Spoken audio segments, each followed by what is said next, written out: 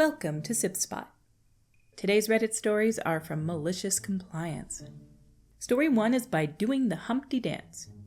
Okay, you win. We will practice and play on the other field. Several years ago, I coached a kids' soccer team. It was a community recreation league with volunteer coaches with a focus on fun and equal playing time. There were 2 fields next to a school. The third field is a 2-minute walk away and hidden behind a thick stand of trees invisible from the 2 fields. One would never know it was there, but it did have a small parking lot next to it, accessible only by a rarely used, poorly maintained back lane. Most people would park in the school lot and walk the 2 minutes along the path through the trees. The 2 fields next to the school were typical school fields, not particularly well maintained, uneven, and definitely not regulation sized. Typical school fields. The third field was regulation size, perfectly maintained, and had new bleachers and was maintained like a professional field with regular waterings, cutting, and seeding. It was the groundskeeper's pride and joy. It was the first day of a new season, and my team of 10-year-olds, the Brown Pandas, our t-shirts were brown with pandas on them, showed up for our first practice. Except there was another team on our assigned field, a team of talented players with matching socks and shorts. We're all wearing cleats and in their late teens. I approached the coach and explained that he was on our field and that his field was a 2-minute walk down the path. He politely told me to take a hike. He was there first and that was that. So, not looking for a confrontation, I took my team to the really nice field. The parents had bleachers to sit in and we had a great time on the big boy field. After the practice, the groundskeeper, convener, asked me why we were practicing on this field. I told her what happened with the other coach. She told me she asked the other coach to switch fields also. He told her to get stuffed, and that was his field. 2 days later, at our second practice, his team was out on our field again. The convener called me over to talk to her and the other coach. She stated, "Just to confirm, for the rest of the season you are switching fields with the Brown Pandas on the far field and your team on this field here." "Yeah, this is our field and the little kids will be on that far field." He looked at us arrogantly. "Fine by me," I stated, grabbing my big net sack of balls and trudged over to the professional field. 2 glorious weeks passed when, during practice, the other coach came over with his team and saw our field. He approached me and told me that we needed to switch fields. I laughed in his face. "Go get the convener over so we can discuss." I turned my back on him and probably did something like tie a kid's shoe or dry someone's tears.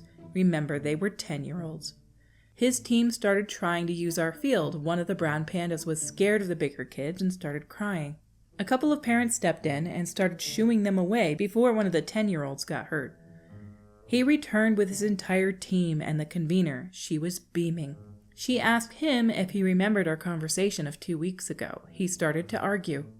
She told him that we were keeping with the terms of that agreement and to go back to his own field. "Go on, scoot," I remember her saying. We had our first game the next week. All the Brown Panda parents were in attendance watching their children play soccer on a beautiful field with semi-comfortable seating and a working scoreboard. As we left, we walked by the other team playing on a muddy, undersized field. They eventually changed their game dates and times so that they could use the big field, but had to practice on the old field. The Brown Pandas never had to set foot on the older field all season. You found the hidden gem here, coach. I'm really surprised that this coach didn't just try arriving early in the future and trying to take over the field in front of you. And why was he insisting that that's their field to begin with? They don't own it. If there's a time slot and you're scheduled to be on the field, they should be able to be forcefully removed. Our next story is by Big Guy 011890. Not allowed to wear coats with hoods? All right, I'll put up with hypothermia.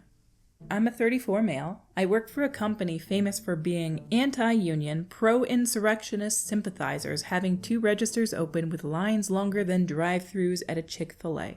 The part of the store I work on is OGP as a dispenser, and during the fall when it's chilly out, we were allowed to wear our hoodies outside, along with heavy coats in the winter. Last week, a rule was implemented saying we were no longer allowed to wear hoodies. All right, no problem. So I started wearing my heavy winter coat as a substitution, which still had a hood. One of my immediate supervisors, let's call her Karen, also not her real name, because the name I originally used to describe entitled customers is Candace. I had a bad experience with her, but that's a story for another time. She tells me that my heavy winter coat still violates the no hood rule and to tuck it in. I had a better idea because it was malicious compliance time. So I hung my heavy winter coat up and put my beanie on as the only way to stay warm, since no one was allowed to wear any form of winter clothing unless it was hoodless. The first day I saw myself in a two-way mirror, I couldn't help but think about the SpongeBob episode, Can You Spare a Dime? Pantomiming myself shaking a little tin can asking, "Spare change?" Most parents of my generation will know what I'm talking about with the joke. Anyway, I started going out in close to freezing temperatures, and some of the delivery drivers started asking, "Where's my coat?" I couldn't help but be honest when they learned we weren't allowed to wear either hoodies or coats with hoodies, and they wouldn't make exceptions for cart pushers and dispensers. This went on for about a week until, as of today, we got an update on the no coat with hood rule.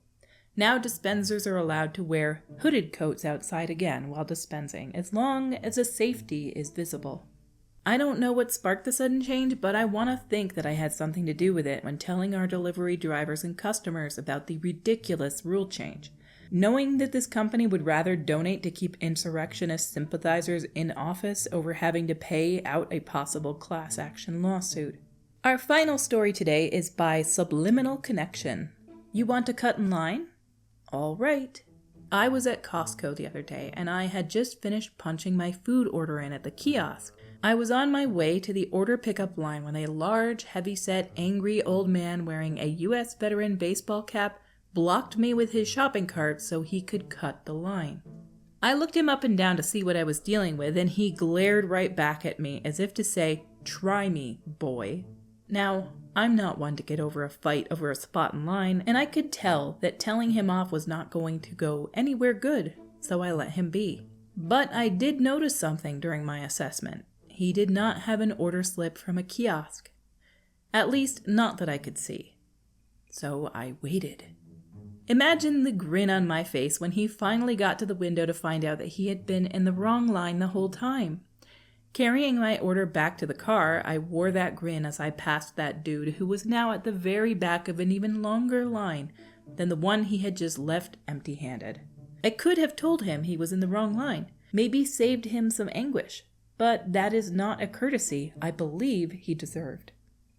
Not much to say to that. He got what he deserved. People who cut in line are the worst. They're so obnoxious. One of my stories that I get to share. The short little Asian lady comes up and she just steps right in front of us. My brother was like, no. The line's back there. And she just started screaming at us in some other language. I believe it was probably Mandarin, but I'm not positive. It could have been any number of other languages, but we didn't understand a word she was saying. We just knew she was mad. My brother refused to let her jump in front of us in line. Down in the comments by Reddit admin are morons. Ooh, are they? Quote, when your enemy is making a mistake, let them. Quote. Under that by Lemoinem. Quoting somebody else, never interrupt your enemy while they are making a mistake. I believe this is the quote you were looking for. Underneath that again by Reddit admin are morons. I've heard it in 5 different ways. I don't remember the exact one anymore. And then Lemoinem shared more quotes that he was able to find. To be fair, it looks like the original version is in French, and I'm not going to attempt to pronounce that. And its oldest translation seems to have been, when the enemy is making a false movement, we must take good care not to interrupt him. False movement here is word-for-word translation. Error or mistake would have been a better translation in context, although maybe not back in 1836. And again, I learned something today. I've never heard these quotes before. Our stories for today have come to a close until we meet again. Have the most fantastic day.